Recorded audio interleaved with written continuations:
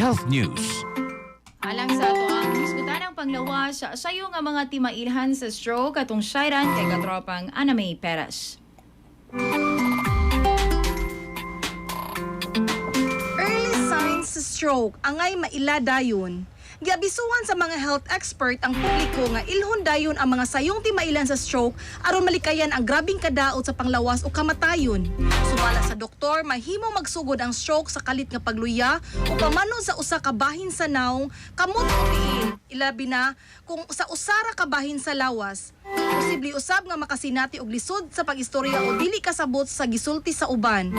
Apil sa mga timailhan ang kalit nga sakit sa ulo nga walay klarong hinungdan, pagkalipong, pagkawala sa balanse o pagkalabo sa pananaw.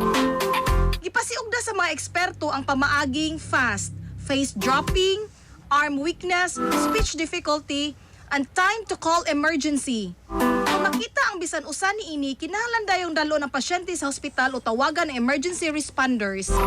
Mas delikado sa stroke ang adunay high blood, diabetes, taas og kolesterol, manigarilyo o adunay family history sa maong sakit. Ingon sa mga doktor nga ang stroke usa ka medical emergency o matag minuto importante aron maluwas ang kinabuhi ug malikayan ang permanente nga disability. Mga katropa, palig-una ang lawas uban ang Santon Vitamin C nga produkto sa Yes to Health. Vitamin C nga makapalig-on sa immune system o makapaboost sa energy.